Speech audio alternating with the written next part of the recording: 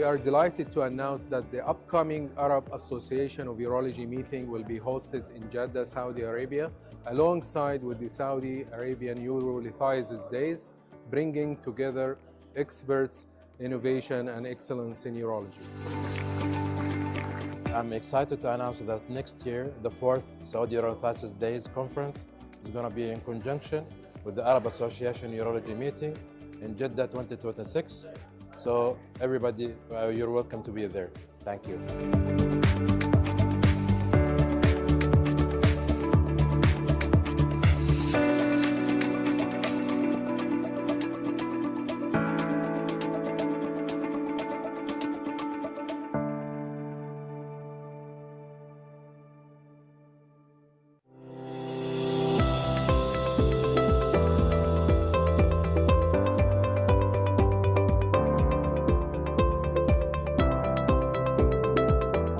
Very pleased to welcome you to the second edition of the Urology Bootcamp, now here in Muscat, Oman. We've, following the success of our first bootcamp in Dubai, we've expanded our second edition to include 4 modules, including prostate enlargement, PBH, and transurethral resection, laparoscopic skills, urethrostomy and laser and PCNL, and also urodynamics.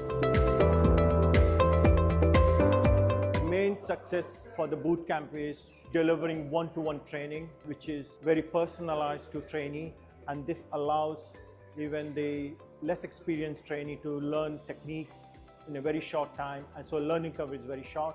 That's the main advantage of the bootcamp. I'm one of the faculty and trainers in bootcamp, especially the Stones and Endourology section. It's a fantastic opportunity for trainees to come and work with expert faculty members to enhance their skills in endourology. The feedback has been fantastic from last year and this year so far, because this is one of the rare opportunities to get your hands on modulators, on simulators, and then have one-to-one faculty teaching. I like it so much, and I really recommended the others to visit the bootcamp, to visit the conference. This is the best place to train and make as many mistakes as possible before you embark on the real life. What you can do as well, come here, learn new techniques, or consolidate your pre-existing skills or learn new ones. I was excited to join as a resident here for the bootcamp in AAU.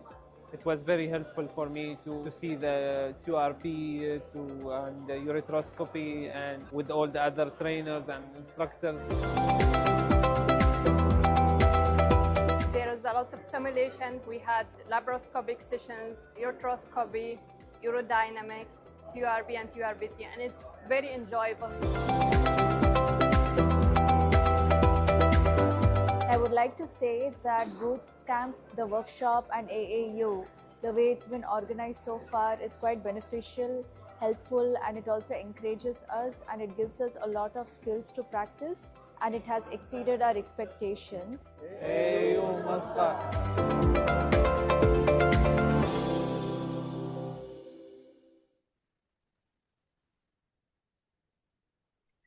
Good evening, everybody, and it is so wonderful that you've taken time to invest in yourselves and be with us here today.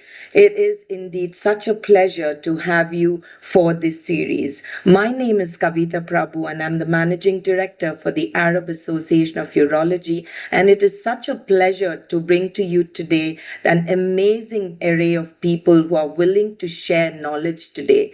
But before I hand them over to you, I just want to give you some housekeeping tips for this afternoon, or rather this evening. So this is going to be a live streaming. We are live on YouTube as well. You'll be happy to note that we are giving you 2.5 CME credits for this session. And we are also going to take your questions right through the session. Please fill in your questions in your chat boxes, and trust me, this is the right time for you to get these experts to answer your questions. So feel free to put your questions into the chat box at any given time. In case your friends missed this information today, do tell them that this webinar is on demand on our AAU Smart Learning, that we will be housing it over there as well.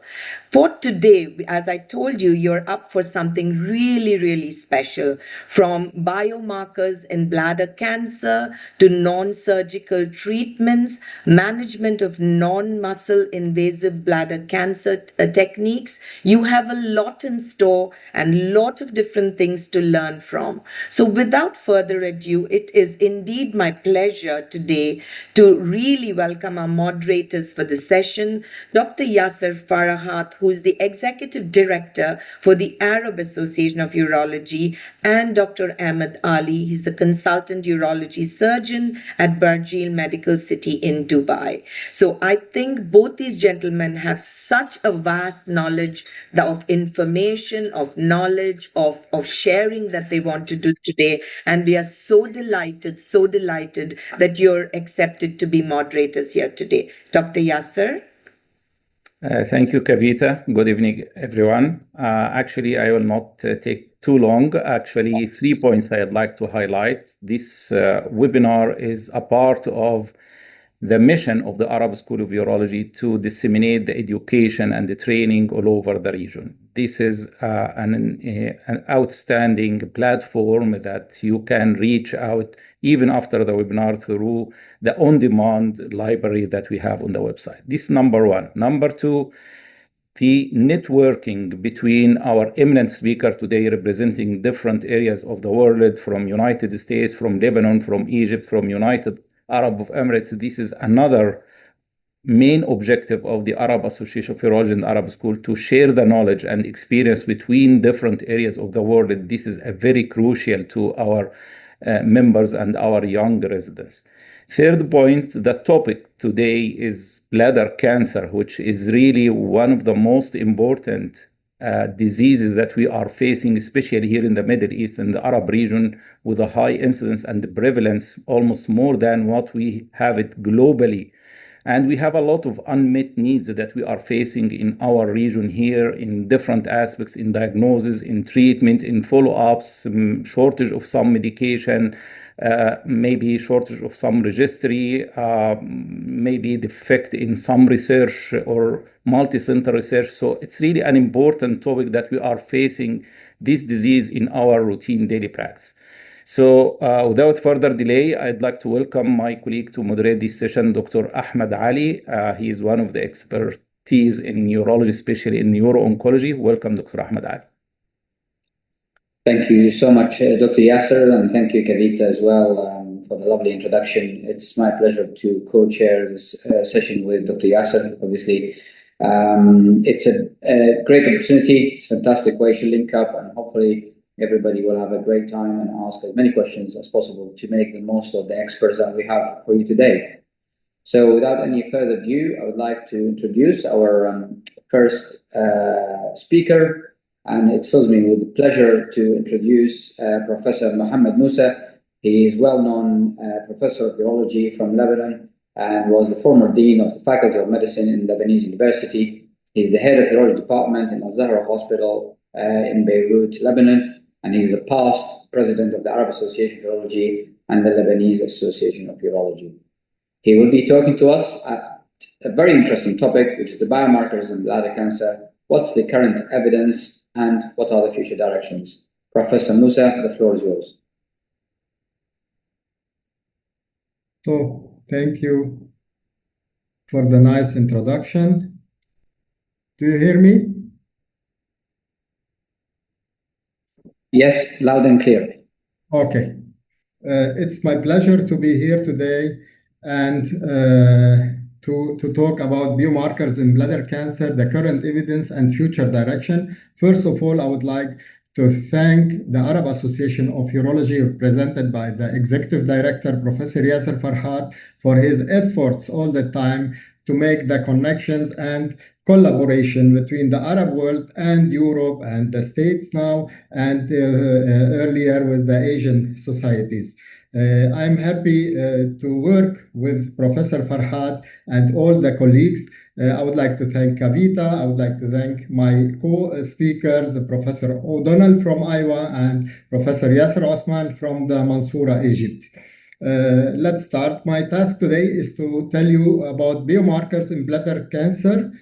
And as you know, the urothelial cancer originate from the bladder cancer originate from the urothelium, from the renal pelvis to the urethra, and 95 to 95% are located in the bladder. Tumor extension is classified according to the TNA system, and at diagnosis, most of the tumors, 75 to 80%, are non-muscle invasive.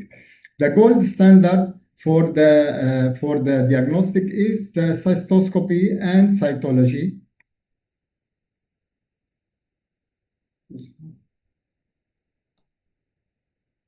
Okay. Good. One moment, please. Okay. The sensitivity and specificity with the white light cystoscopy is 71 and 72 respectively. As for urinary cytology, it has a higher specificity, but for high-grade diseases and for CIS.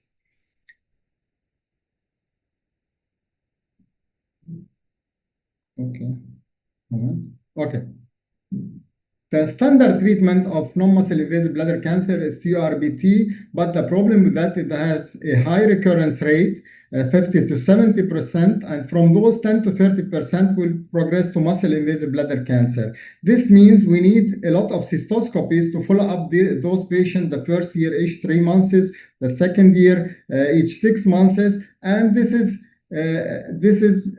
for lifelong. This means that the bladder cancer is the costliest tumor between all tumors what we have, because you have to follow up the patient for the whole life. And to overcome this limitation, several urinary biomarkers were developed and currently commercially available. The problem of these biomarkers that are having higher sensitivity but less specificity and less useful for low-risk bladder cancer, and not recommended till now to replace the cytology in clinical practice. Where do we get these bladder cancer biomarkers? We can get them from urine sediment. The best milieu is urine. We can get them from sediment, from mRNA, from DNA, and from protein. And these are on the right side, the different biomarkers available. Some are FDA approved, and many others are awaiting to be approved. How about the comparison between urinary markers versus cystoscopy? The head-to-head, how do they really perform? For example, the cystoscopy, it has a sensitivity 87 to 95% is the gold standard, but it misses some CIS. Urine cytology, it's have low sensitivity but high specificity for high-grade tumors. CX monitor bladder, they are rule-out tests with high negative predictive value. The expert bladder cancer monitor, it's having high sensitivity, high specificity, and in one study, the DABLA CA15 study, it has shown its non-inferiority to cystoscopy. Bladder EpiCheck, it is having a low sensitivity but high specificity, and the negative predictive value is high. Also, ADX bladder, high NPV for high-risk disease. EuroSeq, it is best for primary detection. The strengths of these urinary markers, they are having high negative predictive value. Most markers are excellent as rule-out tests. They will tell you there is a cancer or not, but the weakness, the specificity and low-grade sensitivity remain inferior to cystoscopy. A new study from Dreyer, the DABLA CA15, it is comparing the marker with the cystoscopy for high-grade non-muscle invasive bladder cancer. It is a randomized multi-center study, 392 patients with history of high-grade non-muscle invasive bladder cancer, and cystoscopy at every follow-up, and XBCM monitor replacing cystoscopy at 12 and 24 months, and the follow-up for 24 months. And the result of this study, it has been shown that 0.08% risk difference 55% reduction in the cystoscopies, and 91% sensitivity and 99% negative predictive value. And for the first time, a study has shown compared to cystoscopy that it is as efficient as cystoscopy in detecting the cancer, the high-grade cancer, without missing any tumor. Where they shine the markers and where they fail. In monitoring high-grade non-muscle invasive bladder cancer, as I've told you, they are having a high negative predictive value, but they are not well for low-grade disease. In the hematuria triage for the first diagnostic, they are rule-out cancers, but there may be some false positive, like in the inflammation, BCG, treatment stones, and recent instrumentations on the urinary tract. In case of indeterminate cystoscopy, for example, you make a cystoscopy for it is negative, but the biomarker and cytology they are positive. This means the patient has something, but the biomarker will not tell you where the tumor is. This means the upper tract, the lower tract. This means you have to do, nevertheless, a cystoscopy, and you have to do also imaging. Patient-centered care, the patient is a home-based testing. It's easy to do the test, but if it is positive, you have to go to the cystoscopy again. And it will reduce the procedure of cystoscopies with the time, without missing any tumor.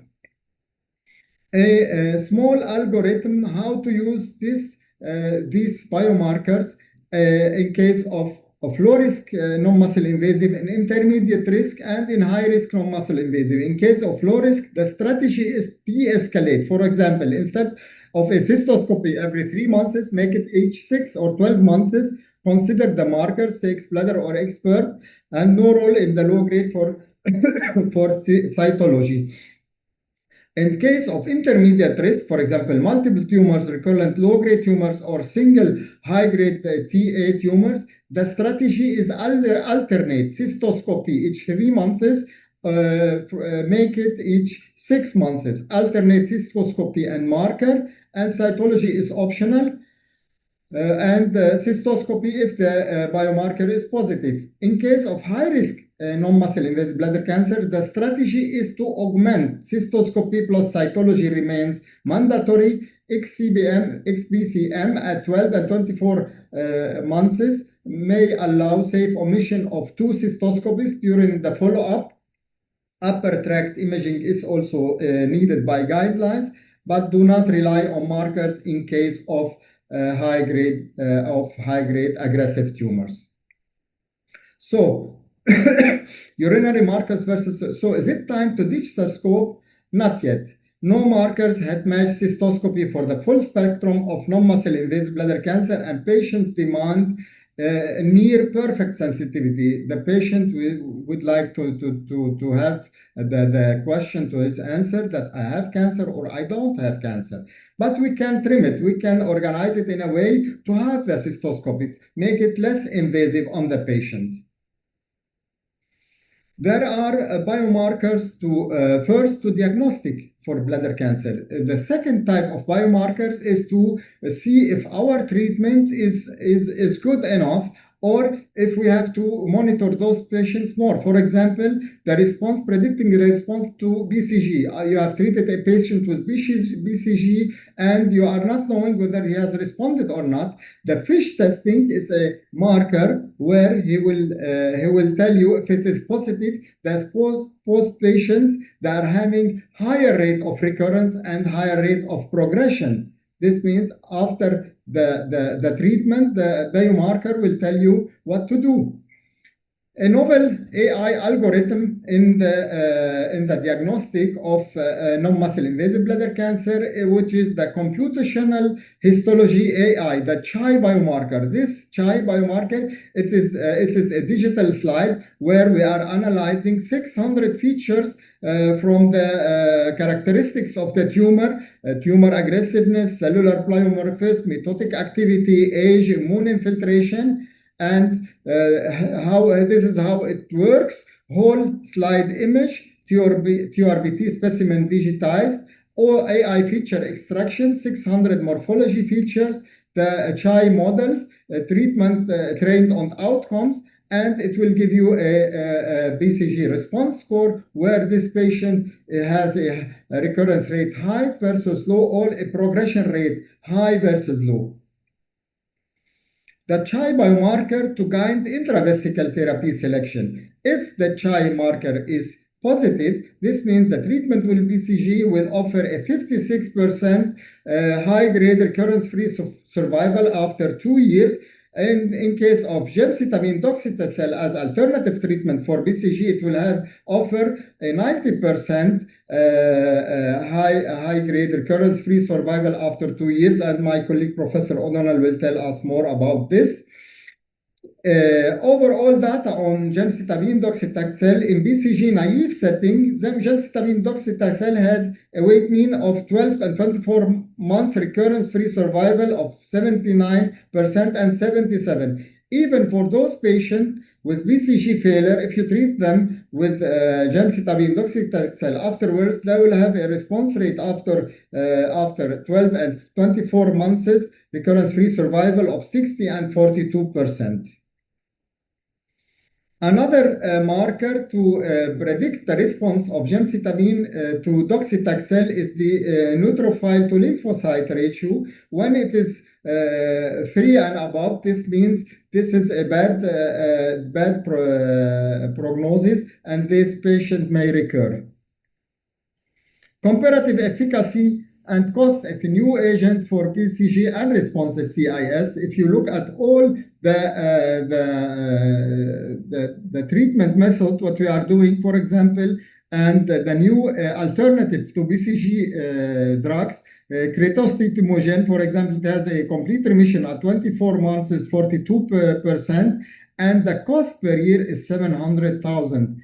Let's see the other drugs, what's available for alternative treatment. For example, the pembrolizumab, which is FDA approved for IV treatment. It has a low complete remission rate, but the cost, it's around 250,000 per year. The sequential gemcitabine docetaxel, which is the best as alternative to BCG, it has a cost of $3,300 a year, which is very affordable for our patients in our region. This is one of the most important slides in my lecture. How do we go for neoadjuvant treatment? We have first to ask our pathologists to tell us the subtypes of the bladder cancer, what we have. Is it a luminal? It is a basal. And if it is luminal, this patient will not benefit from a neoadjuvant treatment with cisplatin-based chemotherapy. It maybe will respond to immune therapy. Only the basal type of the bladder cancer will be a good responder to cisplatin-based chemotherapy. One test we can do, the Decipher Bladder RNA transcriptomic signature TURBT. This is a test. We do it on the specimen. It's analyzing 219 genes derived from the specimen. And this test will give us whether the subtype of our non-muscle invasive bladder cancer is luminal or it is non-luminal, infiltrated basal Claudin low, or neuroendocrine like. This may direct us to use different regime for chemotherapy in the neoadjuvant setting, or to give immunotherapy, or to go straight forward for early cystectomy. Response to neoadjuvant chemotherapy, somatic deleterious genes in DNA, for example, IRCC2, ATM, FANCC, and RB1, and gain of function mutation in ARBB2, and these how to predict the response. Do all patients respond to neoadjuvant chemotherapy? In case of those patients with this mutation, ARCC2, they are having good response to neoadjuvant chemotherapy. Those who are not having the mutations, they will not respond well to the chemotherapy. And there are some studies, for example, the RETAIN-1 study, whether we can avoid the cystectomy by doing no adjuvant chemotherapy. For example, we give the RETAIN-1, we give accelerated MVAC therapy, and if the circulating tumor DNA is positive, then these patients will go, circulating tumor DNA is negative, these patients will go surveillance after treating them with the adjuvant treatment, and they have maybe 73% metastasis-free survival rate. In the RETAIN-2, they add immunotherapy with nivolumab and circulating tumor DNA to the DDR strategies, and they are having 2 years metastasis-free survival of 80%. The caveat study, it's adding nivolumab to gemcitabine and cisplatin, and this study did not show an improvement in the prediction beyond the clinical staging. Then, markers refined, not yet replaced, clinical selection. Circulating tumor DNA is emerging as the key add-on. This is the RETAIN-2 nivolumab plus circulating tumor DNA, and the circulating tumor DNA decide who keeps their bladder. Local surveillance still needs to cystoscopy. Summary role of circulating tumor DNA in localized muscle invasive bladder cancer. Studies have shown circulating tumor DNA potential in diagnosis, disease surveillance, and progression of the cancer. A positive circulating tumor DNA post-radical cystectomy is an independent prognostic biomarker for recurrence-free survival, progression-free survival, and overall survival. Circulating tumor DNA clearance during neoadjuvant therapy or immune checkpoint inhibitors predict tumor response to these treatments. Ongoing trials like IMVCore 011, Tombola, and Modern indicate the growing interest in integrating circulating tumor DNA analysis into clinical protocols for urinary bladder cancers. For example, the IMVCore 011, the first level 1 evidence for circulating tumor DNA guiding adjuvant therapy. This means after radical cystectomy, you will make circulating tumor DNA. If it is positive, the patients were randomized to atezolizumab versus placebo. And those patients who had circulating tumor DNA negative, they were untreated. And this you decide for the adjuvant chemotherapy or immunotherapy after you have done your cystectomy. The Tombola also trial from 30 circulating tumor DNA guided immune therapy after cystectomy. And the Modern, which is still ongoing trial, it is a randomized trial refining circulating guided escalation and de-escalation. They have used nivolumab plus relatlimab as versus nivolumab alone. This means, in conclusion, treat when MRD is detected, when ctDNA is positive, spare when it stays negative. A new paradigm for adjuvant therapy in muscle invasive bladder cancer. This is the design of the IMVCore 11 after cystectomy, circulating tumor DNA positive, randomized to atezolizumab versus placebo. Circulating tumor DNA positive, atezolizumab improved disease-free survival and overall survival. Circulating tumor DNA negative, excellent outcomes. Untreated, safely, spare therapy. Treat MRD positive, spare MRD negative. In conclusion, no leading kit is currently being broadly used. Regardless, a large part have been on the market for some time. Healthcare professionals could take advantage and use each kit according to the specific patient context and limitations in the detection of bladder cancer. Certainly in the new era of liquid biopsy and precision oncology, cell-free DNA analysis in urine or in serum will potentially overcome these obstacles and successfully validate molecular and immunological biomarkers-driven patient stratification in the clinic. Thank you very much. I respected my time. Thank you so much, Professor Musa, for the amazing summary of all the biomarkers available and all the recent research. Please, if you have any questions for Professor Musa, do put them in the chat. We'll make sure we will try and answer them as we go along or towards the end. Thank you, Professor Musa. So without any further delay, it fills me with joy to present one of the pioneers of bladder cancer treatment, Professor Michael O'Donnell, who needs no further introduction. He's an internationally recognized and pioneering researcher in bladder cancer and immunotherapy, in particularly the ones involving BCG and combination of treatment. He has a fantastic academic record and he led major national clinical trials, including BCG, interferon, and holds multiple US patents in bladder cancer therapies. He is also an author of numerous peer-reviewed publications and active contributor to advancing innovative therapies for BCG-resistant bladder cancer. Today, he will be talking to us about the non-surgical treatment options for patients with high-grade non-muscle invasive bladder cancer who have previously failed the gold standard BCG. Professor O'Donnell, the floor is yours. Thank you very much.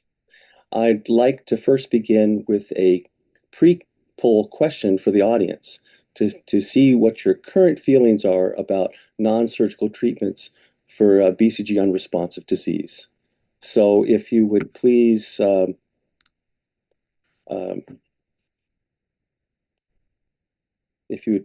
that, that would be wonderful. Okay, someone else. Is something going on? It's okay. Okay. So I'm going to read the question to you. We have a 67-year-old male who was found to have stage T1 disease during a workup for gross hematuria. Accordingly, he gets a repeat TRBT within 4 to 6 weeks, shows residual TA high-grade disease, which is completely resected. He is prescribed BCG for the usual 6 weeks, and his initial office cystoscopy is negative, but his cytology is atypical. He undergoes a 3-week maintenance cycle of BCG, and the follow-up cystoscopy after that, about 6 months from the beginning, reveals some red areas, and his cytology test is now suspicious. A biopsy of these areas shows CIS in several locations. Considering his BCG unresponsive CIS status, what would you typically recommend in your clinical practice? One is another course of BCG. 2 would be a trial of a different single intravesical chemotherapy agent, such as mitomycin, epirubicin, or gemcitabine, your choice. Hyperthermic mitomycin, intravesical sequential gemdosi, or upfront radical cystectomy. We're going to give you 30 seconds to post your answers and show you what the initial poll is.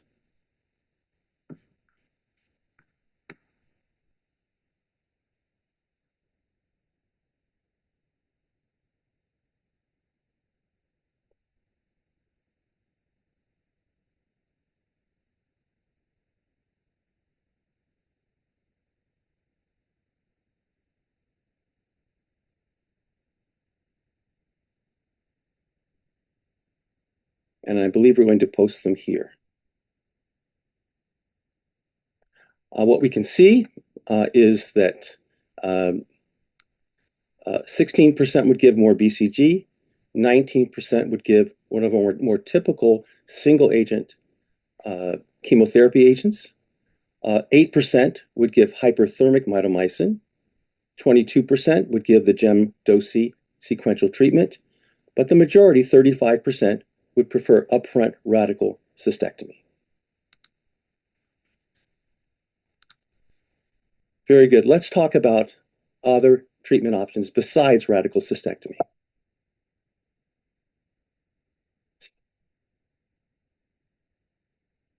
These are my disclosures. Nothing that interferes with our talk today. I have 4 learning objections for the group. Number 1, understand the nuances and terminology associated with BCG failure. Number 2, become familiar with conventional intravesical therapy options for those unable to receive BCG. Number 3, explore the emerging space of treatments for BCG unresponsive disease, particularly CIS. And 4, learn about the potential of sequential doublet intravesical therapy as rescue therapy after BCG failure. First of all, BCG failure is not a single homogeneous issue. There are patients that are BCG intolerant, often because of local issues like cystitis, dysuria, bladder spasms, gross hematuria, that request to stop BCG. There are also more worrisome signs such as fevers, hypersensitivity reactions, and even true BCG infections that cause patients to come off of their expected treatment course. Then there is the more regimented definition that the US FDA has adopted, which includes only high-grade patients. They have gotten an adequate amount of BCG, at least 5 of the 6 initial induction, at least 2 of the 3 of the maintenance therapy, and despite that, they recur. If they recur with T1 high-grade disease at any time after BCG, they're counted as BCG unresponsive. Or if they fail with CIS within 12 months of the last BCG dose, or within 6 months with a TA high-grade disease, they're all considered BCG unresponsive. And then there are those patients that don't seem to fit these categories, but still fail BCG. One is called the BCG exposed group. This is a failure after inadequate BCG, perhaps due to shortage, intolerance, intercurrent illness, or something other factor. And other high-grade recurrences not otherwise meeting the strict unresponsive criteria. So we have this perfect storm happening right now. We have BCG failure meeting BCG shortage. And in BCG failure, we know that by 3 years, 40 to 50% of patients who treated with BCG will relapse. Until recently, the only guideline-sanctioned option was radical cystectomy, even in the absence of progression to muscle-invasive bladder cancer. On top of that, there's the BCG shortage, which we've been dealing with since 2012, when Merck became the sole major supplier of BCG in the United States, much of Europe, and much of the remainder of the world. There were 2 minor shortages, but after 2019, it has been a major problem. Even at my university, where we treat maybe 20 to 30 patients per month, we only get enough BCG to treat 2 to 5 patients per month, less than 10% of our need, despite triaging BCG to the highest risk patients, reducing the doses, and even truncating the maintenance therapy to make ends meet. So it certainly is a major issue. Now, here is the data that I've assembled for the use of single agent chemotherapy. And notice I've divided this into 2 sections. There is the use of single agent chemotherapy for papillary disease on top, and the use of single agent chemotherapy for BCG failed CIS. And what I'm showing you here is, first of all, the agents that we often use, like gemcitabine or mitomycin, are pretty good for BCG failed high-grade papillary, with 12-month response rates in the 50 to 70% and 24-month response rates about 40%.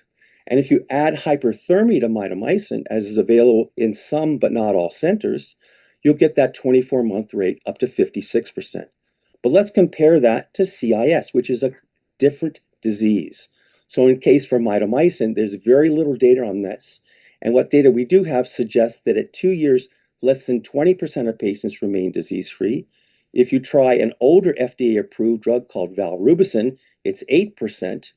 And even with gemcitabine, despite all of its hype, if you look at the studies that are restricted to CIS in high-risk patients, less than 20% at 24 months remain cancer-free. It's a little better with hyperthermic mitomycin at 36%, but still substandard for what we would want for this aggressive disease. Now, fortunately, we live in a very exciting time in terms of new developments in non-muscle invasive bladder cancer therapy. I told you a little bit about mitomycin, ways to improve that. In addition to hyperthermia, there are gels now that give prolonged exposure and release of mitomycin. There's something called electromotive drug administration that drives mitomycin deeper into the tissues. There's now gene therapy, 2 products, something called nadofaragene or adstiladrin, that is an adenovirus that transfects the urothelial cells to produce high levels of interferon, a potent cancer-fighting substance, similar to what the body makes, for at least a week, so very high levels. There's another virus that kills the cancer cells preferentially and releases an immune stimulant, GM-CSF, to give a secondary immune response. There are drugs such as erdafitinib that will treat mutant FGFR3 expressing cancers. There are drugs that act as antibody drug conjugates like enfortumab vedotin that potentially bind both the Nectin-4 and deliver a payload of a strong taxane. There are a pretzel form of gemcitabine called TAR-200, which recently got FDA approval in the US, releases long-duration gemcitabine over the course of 3 weeks and is replaced every 3 weeks for up to a year. And then there's photodynamic therapy and there's immune therapy. One of the immune therapies which we often associate with advanced disease, pembrolizumab, by itself can have an effect on non-muscle invasive disease, although it's somewhat marginal. And then there's a new agent that has this IL-15 superagonist. Okay. Now, this is similar to a slide which Dr. Musa showed you, but I just want to highlight the complete response rates at 12 months and 24 months for the key agents that are either been FDA approved or are up for FDA approval. And we'll start out with the 12-month response rate, and we'll start on the FDA approved sides. This is that immune therapy IL-15 with the BCG, 36%. This is the Adstiladrin, 23%. Here's pembrolizumab by itself at 1 year, 19%. Wow, okay. And this is now, and going beyond that is the pretzel, 42%. And here's the gemdosi at 58%. If we go down to 24 months, this is close to 50% for gemdosi, still reasonably good for the gemcitabine pretzel, pretty poor for pembrolizumab. We're now under 10%.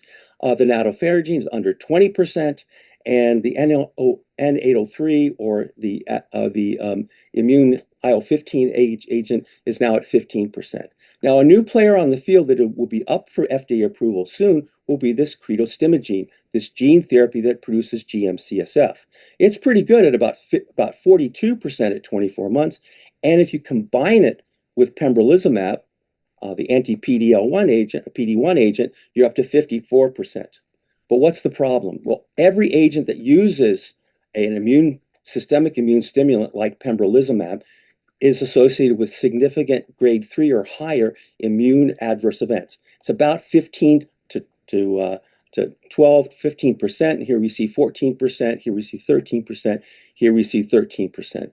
The locally active agents, however, have very little grade 3 toxicity, including gemdosi, the nadofaragene, and the cretostimogene.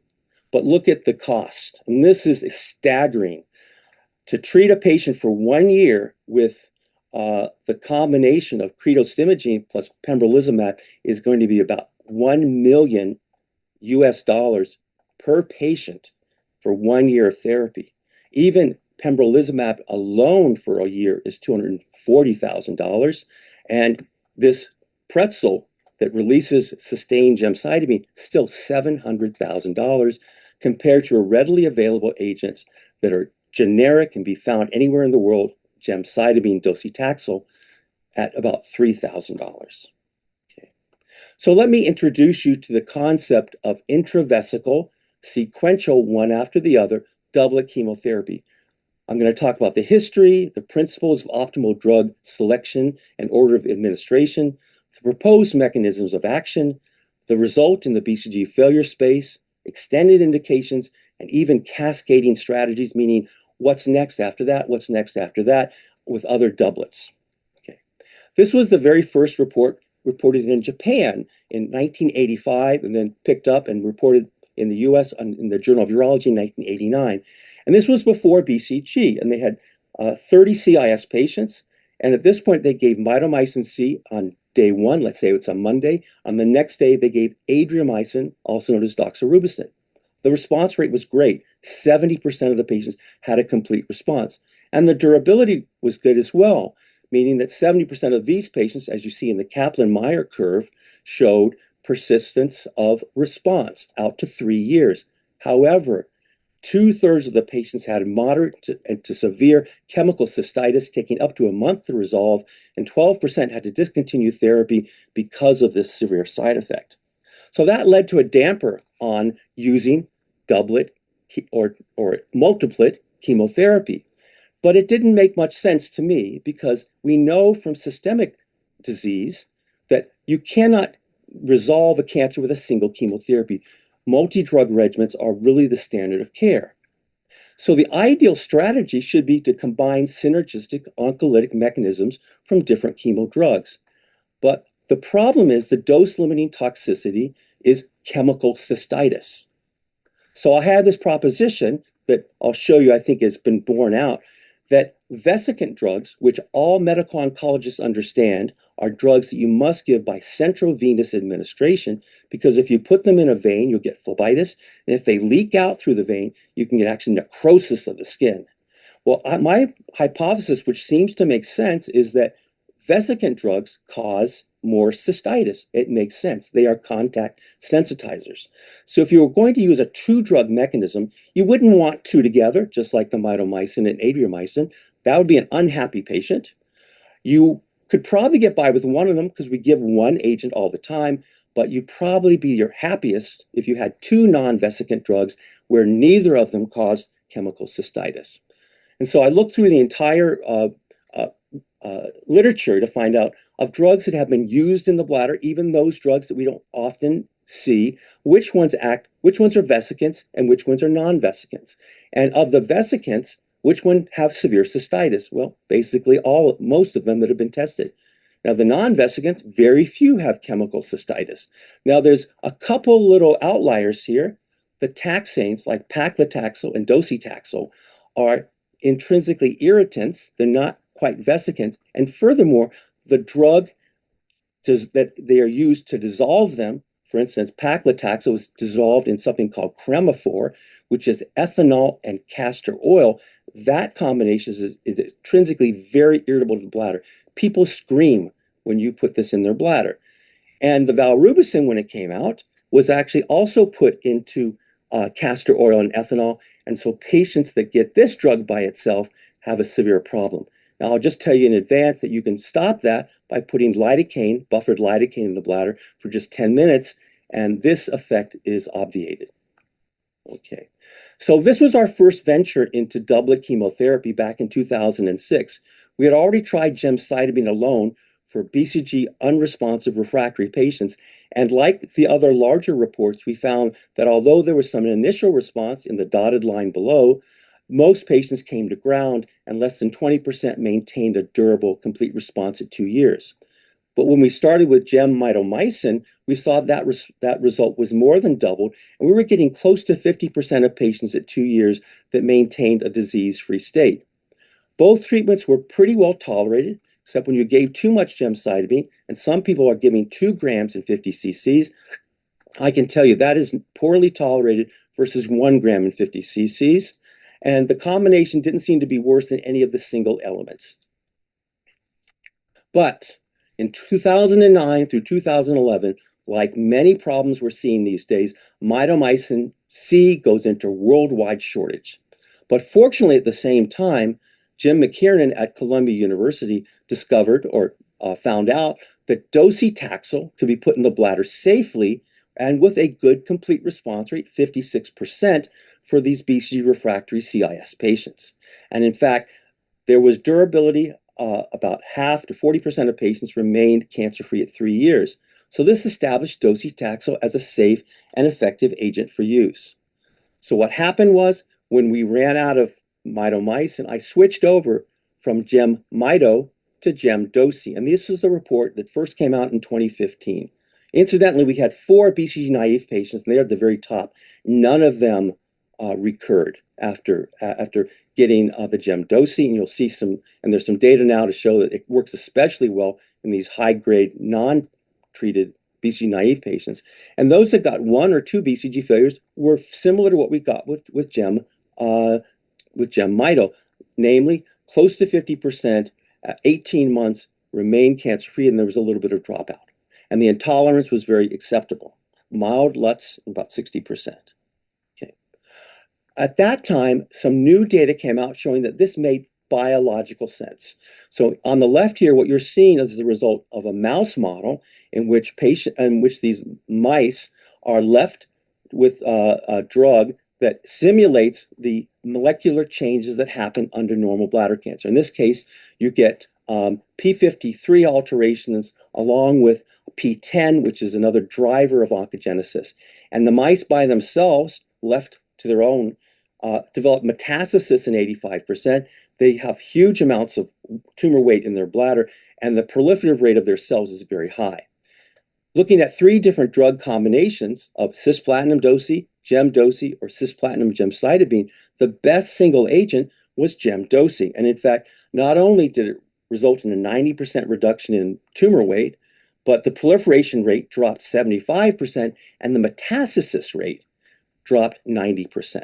So that's first, there's biologic good sense for combining gem and dosi. Second, on the right, it turns out that when you put docetaxel in the bladder by itself, it doesn't diffuse deeply into it. However, if you pre-treat with any number of what are called cationic drugs that strip away the glycosaminoglycan layer, you double the dose of the effective taxane into the tissue. And that includes gemcitabine, doxorubicin, and mitomycin C. So a good reason to go in the order, gemcitabine first, docetaxel second. Now let's look at the result of our first multi-institutional study involving 376 patients from 10 institutions who had all failed BCG. The initial complete response rate at 3 months was about close to 80%. And then most of these patients at 24 months, 52%, remained disease-free out, as you can see, for several years. If we look at the actual 24-month data, for any CIS, 50% of the BCG unresponsive patients were cancer-free, and a higher number, as you would expect, close to 60% of the papillary disease patients were BCG unresponsive, remained disease-free. In fact, even more importantly, the progression rate was only 7% during that 2 years, and the cancer-specific survival rate was 96%. Fully 60% of the patients had no toxicity whatsoever, and the remainder had mild grade 1 and grade 2 bladder irritability and a sense of tiredness and occasional nausea. Okay, so we looked to see, well, what factors would influence whether this gemcitabine works or not. And we were surprised because for BCG, the size of the tumor, the number of tumors, whether or not there's CIS or T1 disease made a difference, it made no difference whatsoever. Neither did the type of BCG failure, whether it was relapsing, intolerant, otherwise unspecified, or BCG unresponsive. The only thing that made a difference was whether or not they got maintenance therapy.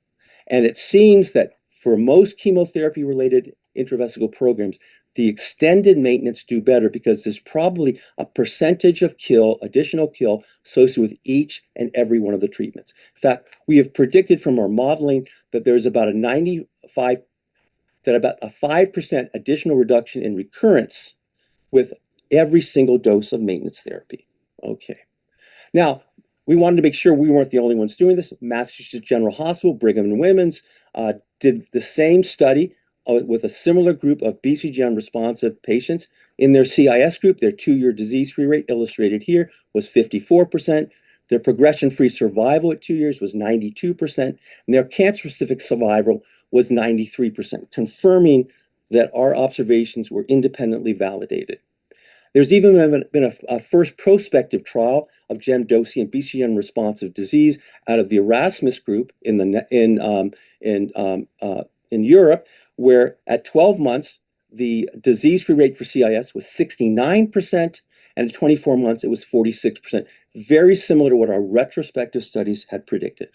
Okay, and this is even now long-term data out 5 years, almost, so median follow-up of about 49 months, and a third of the original patients remain cancer-free. Again, with 75% maintaining their bladders at 5 years, with an 82% progression-free survival at 5 years, and with 91% cancer-specific survival at 5 years, very similar to what you might see in a cystectomy, radical cystectomy cohort. In fact, while we cannot make direct comparisons directly to cystectomy, we can look at large data sets. And this one had about 200 patients who got radical cystectomy, 100 patients who got gem-dosi as first-line therapy for BCG unresponsive disease, and another 200 patients who got another course of BCG. As you can see, high-grade recurrence-free survival, the green line is gem-dosi. It looks to be better, but because they both come down within a couple of years of each other, it's not quite statistically significant.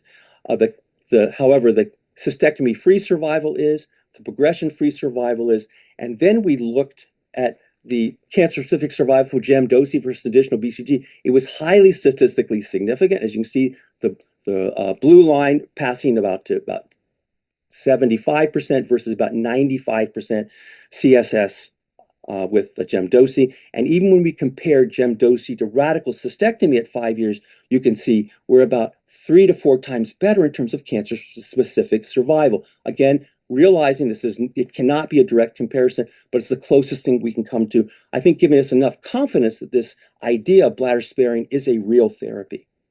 Now, a few additional features about gemdosi that are worth mentioning. It works in many different cases, in BCG-naive disease, upper tract disease, prostatic urethral carcinoma, intermediate risk disease. We see it work for unfavorable forms of NMIBC, including high EOA risk groups, CHI biomarker positive, and even in aged patients where BCG wanes in its activity as patients reach the age of 80 or older.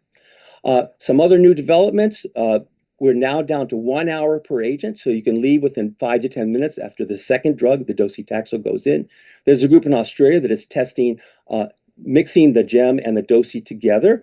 They're getting a little more toxicity, but their preliminary data is looking interesting. And there are ways to have extended gel release forms and a new floating technology where you put the gem cytarabine in and a little, almost like a pod, a Tide pod for a detergent that self-dissolves 2 hours later, releases the second drug. And on the basis of this, we're doing an actual international prospective study that just started.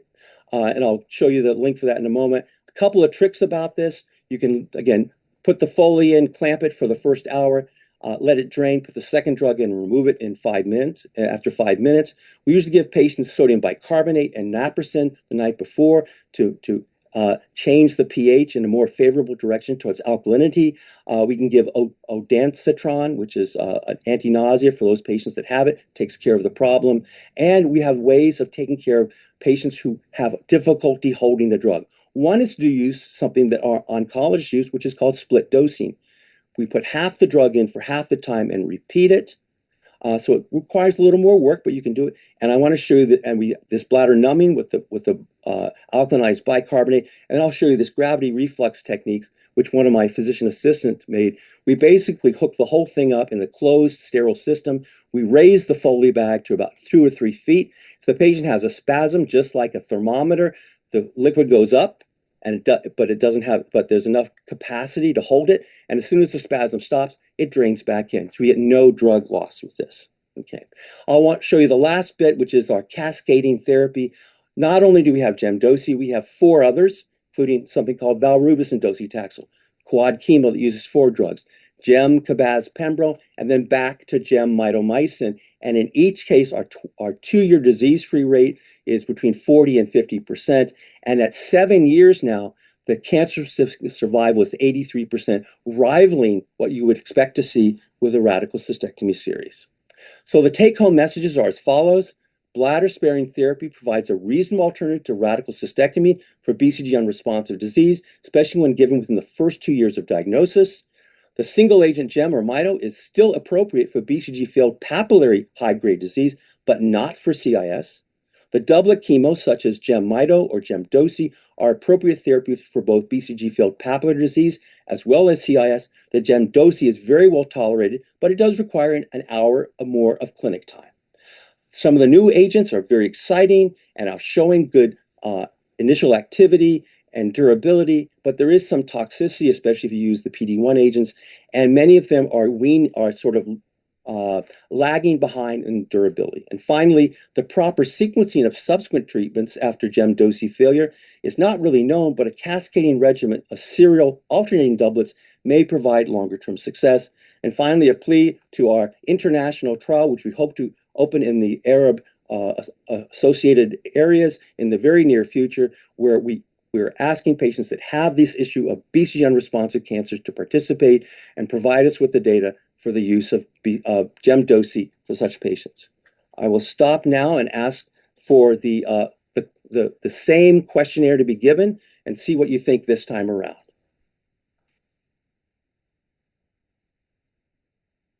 So I will ask the host to repost the questions. Here we go. It's the same question. Again, T1 high grade, recurrent TA, CIS is found. Patient is BCG unresponsive CIS.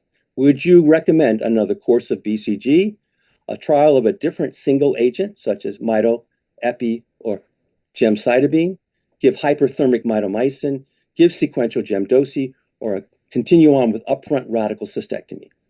I look forward to hearing your responses or seeing your responses. We'll give you another 30 seconds to show us what you got.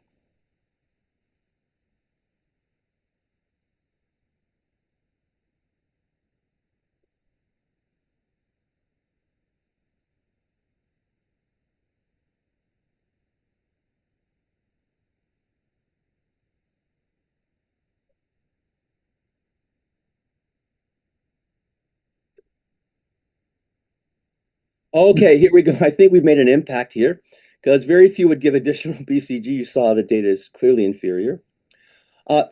There's still some issue here, and maybe this is the availability issue, but we know that none of these agents work well for CIS, okay? Hyperthermic mitomycin, it's not unreasonable, but the availability is poor.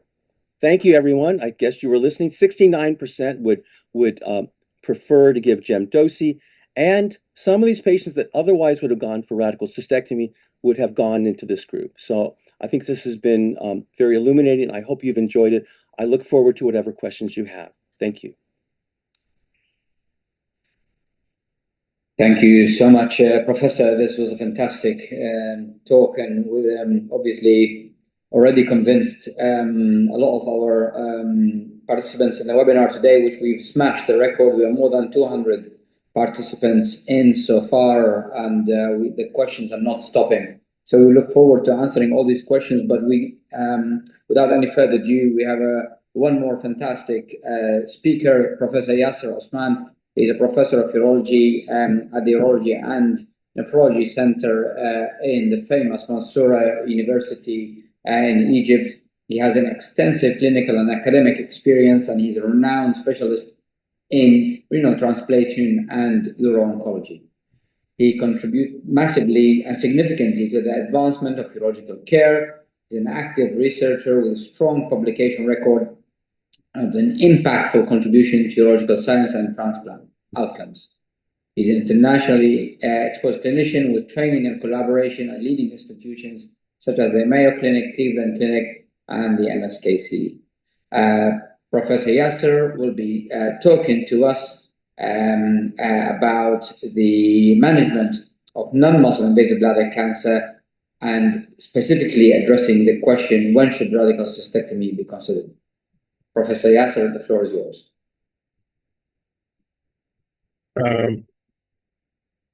Good afternoon, everyone, or good evening, according to the setting you are in. It's a pleasure to be invited to share in this webinar.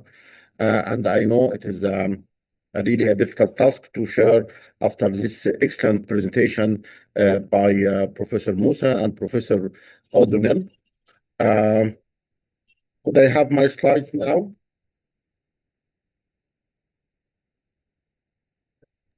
Yes, Professor, you can go ahead and share your slides. Okay, so probably after the elegant presentation by Professor O'Donnell that I'm doing, when we go to cystectomy upfront, which is a very hot question to answer. Of course, we're having a new option, as elegantly explained by Professor O'Donnell, like the gemcitabine with the Staxel, but still, as we showed in our practice, cystectomy is the main line of treatment when everything failed. And why this is working?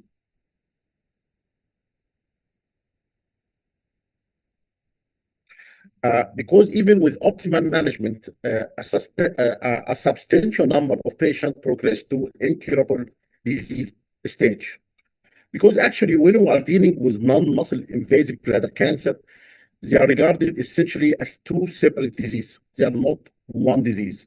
They have difference in the genetic development, biologic behavior, and management standpoints.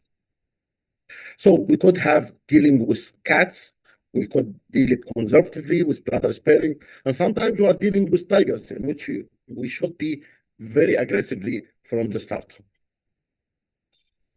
So probably this is our main job, is predicting outcome, identifying high-risk patients, identifying our tigers from the early point.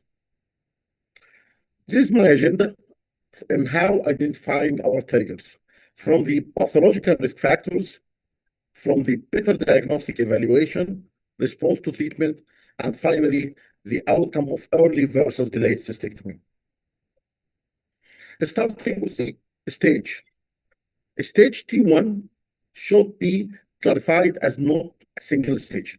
We have a stage PT1A, which doesn't include invasion to the muscularis mucosa, while stage PT1B and C, which include cancer invasion to the muscularis mucosa or even beyond the muscularis mucosa, but not involving the muscle layer proper. And it was clear long time ago that the progression rate is around 7% if the muscularis mucosa is not infiltrated, compared more than 50% if it is invaded. This elegant Spanish study have shown that a significantly difference in the progression-free survival for patient with T1A compared with patient with T1P or C. This study had been published from a French study, had been published in the Journal of Philology more than a decade ago. And it clearly shows that muscularis mucosa invasion appears to be highly predictive of T1 non-muscle invasive bladder cancer behavior. Consequently, systematic T1A versus T1 discrimination should be highly advocated by urologists and pathologists. We believe that it could aid in the crucial decision. Again, I'm informing that have been published in the Journal of Philology more than 1 decade ago. And this is my first question to the attendants. In your current practice, do you routinely ask for T1 subclassification to be included in your pathology report to plan your next step? And the answers, probably you are asking all the time. Yes, always you are asking for this subclassification, or you are asking only in some select cases, or you are not asking, but you are aware about this significance, or you are not oriented and you do not request it. So I'm waiting for the attendants to answer my question about if they are asking their pathologist about subclassification of T1 non-muscle invasive bladder cancers.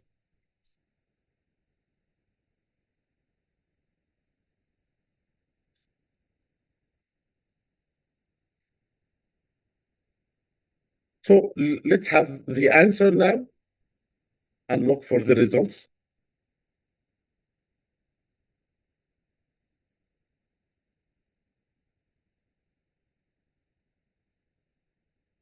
So 1/3 of the attendants are asking for subclassification of T1 because they are going to plan a clinical decision based on this classification. But probably the majority of the urology are not using it in a routine way, or not aware of it generally. So if you proceeded about this subclassification, many of the pathologists claim that it is not easy to identify the muscularis mucosa layer. So it has been suggested that I could judge the degree of invasion by the lens. Shig et al. In 1999 have suggested that 1.5 millimeter depth of invasion is suggestive of muscularis mucosa invasion and have a significant impact on progression.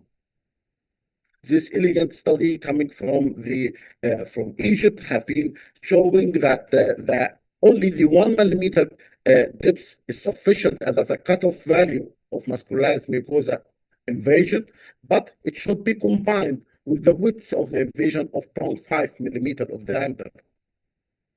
Finally, we're having this study by Wasim Kassouf from McGill University in Canada, in which having a depth of invasion of 3 millimeter combined with 6 millimeter width of invasion to be suggestive of muscularis mucosa invasion and subsequent more significantly progression rates in this subset of patients. What about carcinoma in situ? The presence of carcinoma in situ is known long time ago to increase the likelihood of more invasive disease. Masudi et al. 2004 showed that the presence of carcinoma in situ is responsible for upstaging of T1 lesion in more than half of the patient, unlike patient without carcinoma in situ. And if we look for the the guidelines of the European Association of Urology, we'll find a clear discrimination between patients with very high risk group compared with patients with low, intermediate, or high risk group. Most of the patients with very high risk group, including patients with carcinoma in situ, with more than 50 to 60% having a high rate of progression within the next 10 years. What about the variant pathology? Professor O'Donnell have been showing that we could try the fantastic combination of docetaxel with gemcitabine and the micropapillary. But many reports have shown this micropapillary component in the urothelial cancer, even if it is non-muscle invasive, having a dismal outcome. And probably you should push directly to cystectomy if you have this dangerous pathology. This is not applied only for the micropapillary, including plasmacytoid, clear cell type, small cell type, and sarcomatoid cell type. If you have in the lymphovascular invasion reported by your pathologist in the report of the urosection, having of multifocal lymphovascular invasion in high-grade tumor, or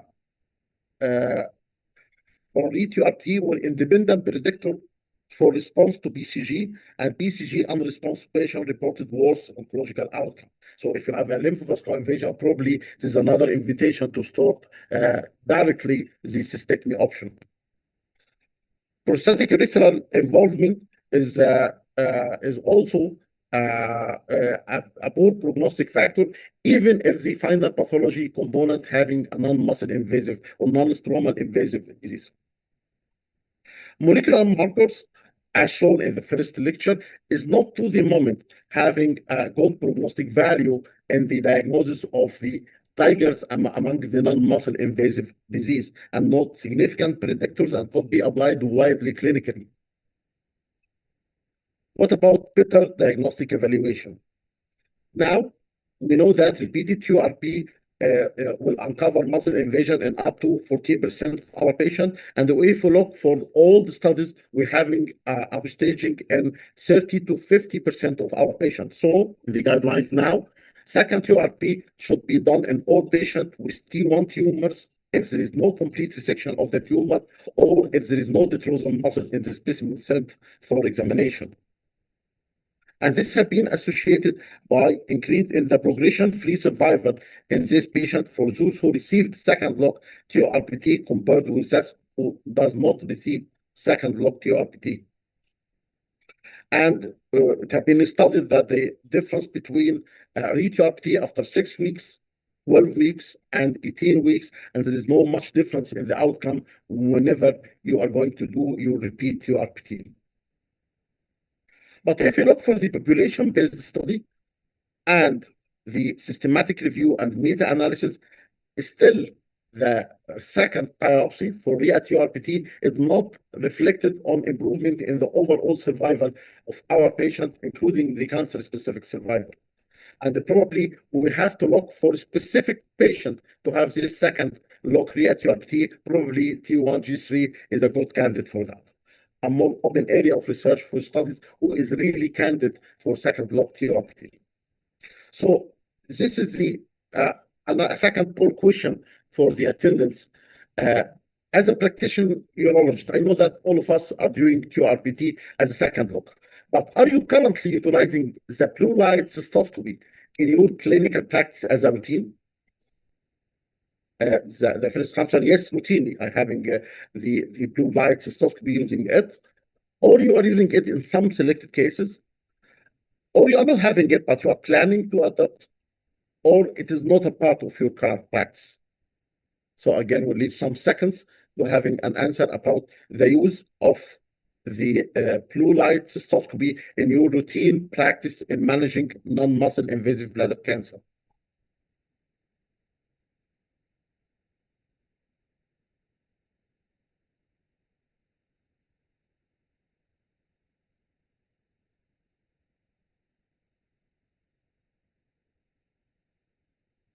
So could we have the answer of the poll now?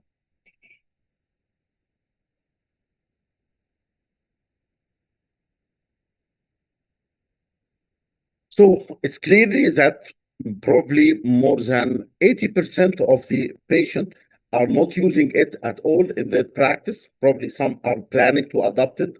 And who is using it as a routine does not exceed 5% of their practice. Probably the cost is considering in this part, but we should know that the using of the blue light cystoscopy have been that the multiple survival analysis demonstrated that the risk of progression was significantly decreased with the using of PDT in non-muscle invasive patient, and the survival diagrams revealed possible differences in pathological pathways after initial TRPT using the blue light cystoscopy. So probably we are urging everybody to adopt the blue light cystoscopy because we have an evidence that increase in the diagnostic ability and is also reflected on the survival advantage, putting in consideration that the cost may be a burden, especially in our Arab world. What about response to treatment? We know a long time ago that early failure having a risk of high progression rate since the work of Harry Her in the memorial probably 30 years ago. And each recurrence of T1 tumor associated with 10% chance of metastasis. And initial response to primary carcinoma in situ BCG can be above 80%, but if it failed, 50% having chance of disease progression. And so if we look again for the guidelines, we'll find the radical cystectomy will be the first option for patients with BCG unresponsiveness, according to the guidelines of the European Association of Urology, and also for the BCG relapsing tumors.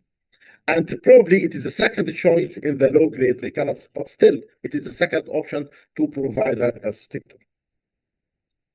Why I'm urging for early versus delayed cystectomy? Again, from the work of Harry Her in the memorial, have been shown that significantly better survival in patients having early cystectomy compared with those who having cystectomy after more than 2 years of trying conservative management. And this elegant study have been compared primary versus recurrent high-risk non-muscle invasive versus primary muscle invasive versus secondary muscle invasive, and the survival advantage was significantly higher in the primary non-muscle invasive compared with the other options. Putting in consideration that when you do early cystectomy for this patient, you will find 16% with nodal involvement. Again, if you compare the primary non-muscle invasive bladder cancer, may have a worse prognosis when they converted into muscle invasive compared with the muscle invasive from the start. The meta-analysis does not prove that, and further studies are invited to prove the survival advantage of the radical cystectomy of primary non-muscle invasive cystectomy. But generally, early radical cystectomy is excellent for the patient because it provides excellent 5 years and 10 years survival.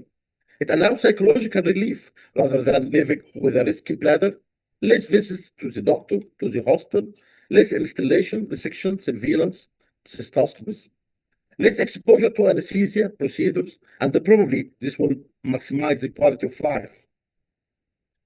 Might be good also for the bladder and your surgical field. There is no resection or resulting scarring, no installation and resulting inflammation, no recurrent UTI, no endangering of the upper tract, and no risk of tuberculous prostatitis.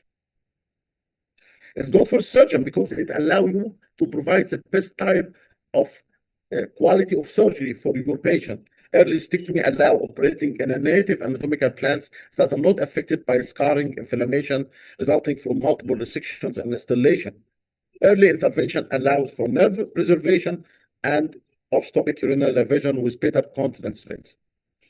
So we have a tough decision ahead because losing the bladder with all its functional, sexual content, social, economic, quality of life issue is not an easy issue. So this is my take-home message, that urologists should insist to have a full pathological report about the degree of invasion in PT1 cases. It is not a single disease, definitely. Elegant endoscopic evaluation and sincere patient surveillance is the cornerstone of proper decision making. You could leave the patient for your fellow to make the biopsy. That's right, but you should supervise him for each biopsy. It is a consultant job, it's a professor job to be sure that you assist your patient with non-muscle invasive in the primary diagnosis or after that in the proper way.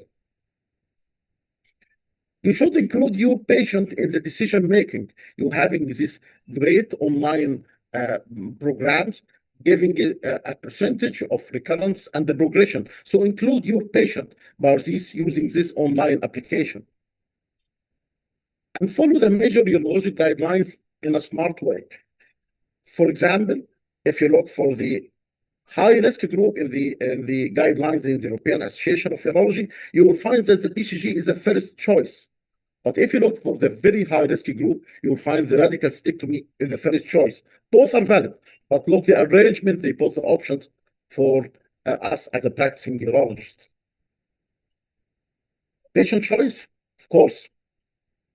Patient choice is yours. Your real glory is to convince. You cannot convince anyone of anything. You can only give them the right information so that they convince themselves. Treatment decision should be individualized for each patient. Critical patient evaluation and wise clinical judgment remain the best available mammogram. Thank you.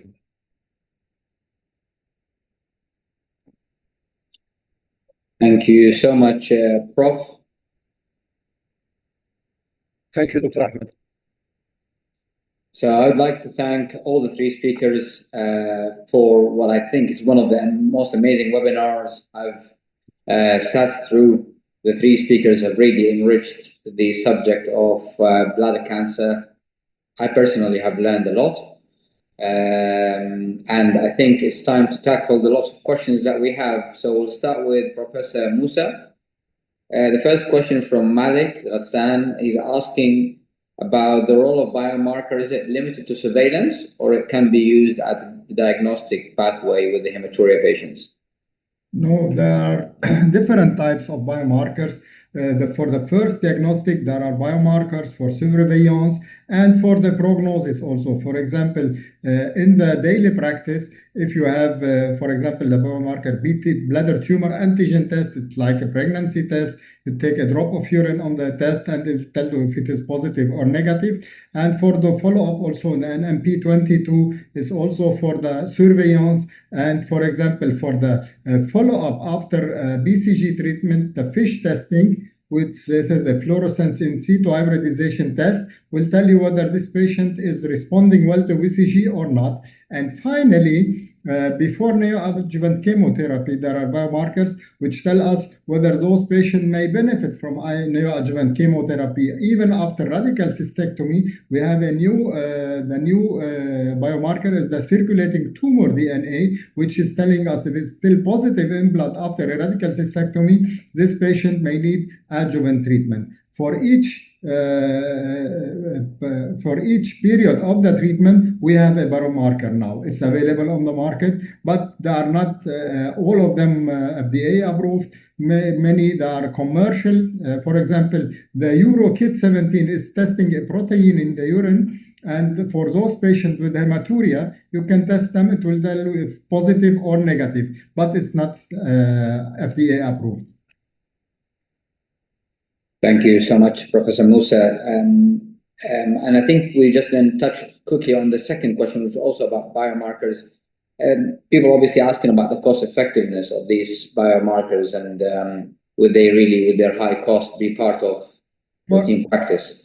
Yes, for the diagnostic biomarkers, they are not so expensive. Between $50 and $100, the kit, you will get a kit of 20 samples, and it's not expensive. You can use them, and you can even combine them with cytology during your daily practice. These they are not expensive, but if you will do the circulating tumor DNA or these things, they are much more expensive. Yes. Thank you. The next question is from Ali bin Mahfouz. I think it's for anyone in the panel who would like to take this answer. He's asking about whether there is an indication of partial cystectomy and whether there is a role of radical TRBT followed by radiation. I think this is in the context of non-muscle invasive bladder cancer, whether it's BCG unresponsive or not. I don't know, anyone, Professor Mohammed, any advice on that? Yes, there is a study about the three-modal treatment of bladder cancer, and there is the tetra model treatment of those patients who does not want to have radical cystectomy. They choose the three-modal treatment. There is some studies that it is aggressive study. You will give them chemotherapy, you will give radiation, and you will do a partial cystectomy. Only those patients. Partial cystectomy is indicated for those patients who is not adequate for radical cystectomy and in a way where the tumor is not accessible by the normal TURBT. For example, the anterior wall or some divertical tumors, we may consider in selected cases partial cystectomy. If you allowed me, Dr. Ahmed, for the same. Yes, please, Dr. Osman, sure. For this, the trimodal therapy have been extensively studied more than 3 decades of life now, and started by the elegant work in Massachusetts, Boston, in the 90s. But at the moment, the outcome is still very inferior. And if you look for the prospective study, like retained study, is still the outcome, including the METs and the local recurrence, is very high in a significant way. And the single prospective randomized study was carried out by the British, which is called the SPARE study, had been closed prematurely. So, of course, trimodal therapy having a role in the management for select patient, but still the scientific evidence supporting its use as a routine is far beyond wide clinical application. Thank you so much. I think the next 4 questions are all for Professor O'Donnell, and they are really all around the same subject. I think everybody's impressed with the data about the Gemcis docetaxel. So it's all about the logistic, Professor O'Donnell. If you could just elaborate on the dosage, the intervals, the sequencing, and how they are logistically introduced. Okay, I just want to begin by saying that all of the principles that Dr. Osman presented, we have been using at our center. Mainly, we don't offer this therapy to patients with LVI. We do not. We always re-resect T1s, and we look for the depth. We use blue light in every case, and we often start the therapy earlier because, unlike BCG, we can start this within 1 or 2 weeks of a TUR. So even by the time you can schedule a cystectomy, we can give a course of 6 weeks of therapy. Having said that, it's relatively simple, but you need a room for a patient for about an hour and a half. What we do is we put a catheter, we pre-medicate the patients with sodium bicarbonate the night before and the morning of to alkalinize the urine. We give them a single dose of naproxen, 200 milligrams, an hour before. They're brought into the room, a catheter is placed. We have them somewhat dehydrate also 4 or 5 hours before, so they're not producing too much urine. Put the catheter in, we drain it. We inflate the balloon. We put the first agent in. It's in 50 cc's, 1 gram of gemcitabine in 50 cc's. We put it in slowly. We put a plug on the catheter, and we wait 1 hour. At the end of an hour, we unplug the catheter. We put the second drug in, and we wait about 5 or 10 minutes. And if the patient is doing well, we pull out the catheter. If there had been spasm or the patient says they can't hold it, then we'll use that gravity reflex technique. And that seems to go extremely well. Like I said, over 60% have no toxicity, and they come in for this once a week for 6 weeks with their induction. We do a restaging procedure under blue light to make sure it worked, including random bladder biopsies, to make sure we're not missing or invisible CIS. And then we start them on a once-a-month maintenance therapy for 24 months with the AUA high-risk protocols for surveillance, meaning every 3 to 4 months we do an office cystoscopy. We combine cytology with FISH, which we have found to be much more sensitive than cytology alone. And then we do an upper tract imaging study, a CT scan, typically once a year for the first 5 years. So we're doing a lot to keep these bladders, but we're trying to do it as safe as possible because, just as Dr. Osman said, there are tigers out there. but there are some that can be domesticated, but you always have to be afraid of the wild ones. Thank you so much. I think there are lots of questions, so I will ask the speakers if they could kindly just enter the chat and answer any possible questions. There are really loads. Some of them we have answered already about the docetaxel and its indication and use, etc. So I think, to summarize, I would like to say we've learned a lot today from the eminent speakers about the role of biomarkers, which is progressing, its role in the diagnostic pathway, but also as a prognostic, and also for the follow-up and surveillance of those patients, which we know that the surveillance pathway is expensive with the multiple cystoscopies and imaging, and therefore some of it can maybe be replaced by the biomarkers. And also the eloquent lecture by Professor O'Donnell about the alternatives to cystectomy for patients with BCG failure.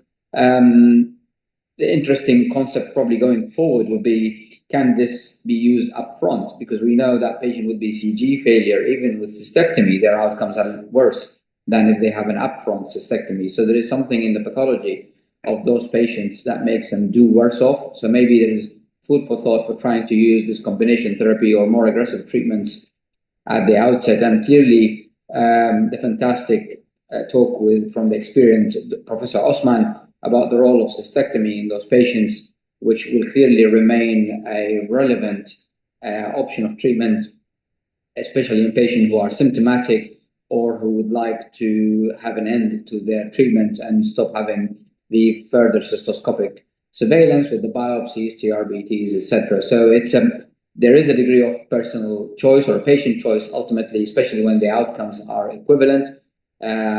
So I would like to thank everyone and also remind you of our future activities with the webinars and most importantly, the annual conference in Jeddah, where, as you saw in the early video, about the bootcamp training. And I would encourage everyone who would like to be part of that, especially this year. We'll have an interesting new stations, including robotics, alongside all the other workshops of the annual conference. So I would like to thank you all and thank our speakers, our Arabic of Association Philology office team, Professor Yasser Farhat, my co-chair, and I wish you all the best. Have a good evening wherever you are. Thank you. Thank you so much to each and every panelist that we had here today, our moderators and our knowledgeable speakers that we had today. So I think it was such a wow session in all aspects, and I think we should be very grateful for having you here today, doctors.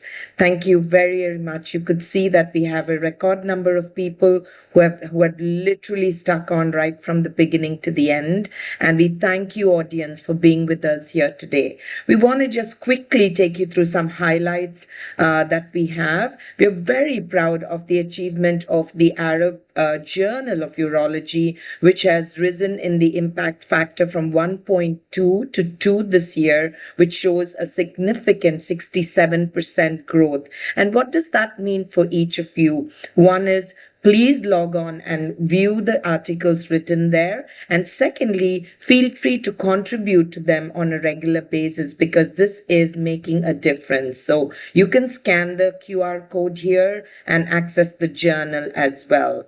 So what's next?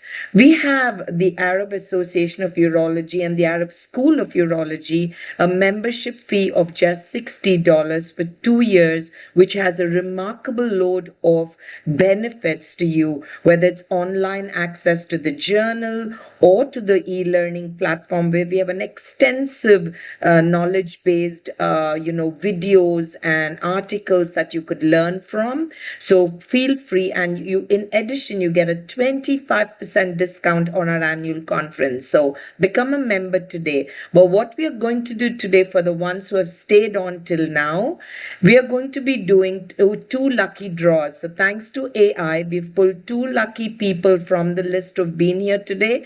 Dr. Yasser, are you ready with your microphone on? We have the two winner names that you could announce. Okay. So we have the two names. I hope they are hearing us. Dr. Ali Shams from Egypt and Dr. Ashraf Abu Samra from Saudi Arabia.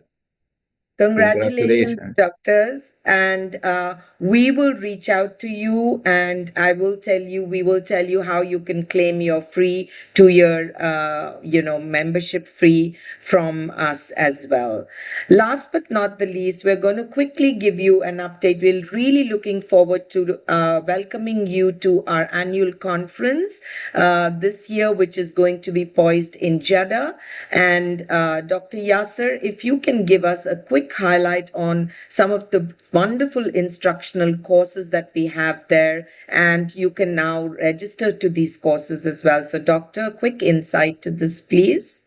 Yeah, thank you, Kavita. Actually, usually in our annual conference, we have, in addition to the plenary program, live surgery, semi-live surgery, and even telerobotic surgery, we have a lot of workshops and hands-on training. And in addition to the boot camp, also the abstract submission. So what we have new this year is we started the instructional courses, and we got surprised with the more than 55 instructional courses has been submitted to the AAU annual conference. And I can promise everyone that you will have a variety of different formats in each subspecialty. So attending this conference, I believe this year it would be outstanding in variety of formats, in variety and diversity of subspecialty, focusing more to the skills in addition to the knowledge. So it's a great opportunity for anyone to join this conference and to be an active participant in this conference. Thank you again and wish you a nice evening. Thank you, Dr. Yasser. So last but not the least, I want to leave you by saying thank you again. And just so you know, we have 2.5 credits for your CME for this event. And you will get an email into the registered email that you registered for this event. And you will see it within the next 7 days. You just click the link. You just have to answer 1 or 2 questions and you can claim your CME certificate on the spot. So please do fill that feedback form that we send you, a very short one, but that really helps us learn and grow for the next steps ahead. So thank you again. Wish you a wonderful weekend ahead, and God bless, and stay connected with your careers. Have a good evening, everybody. Thank you.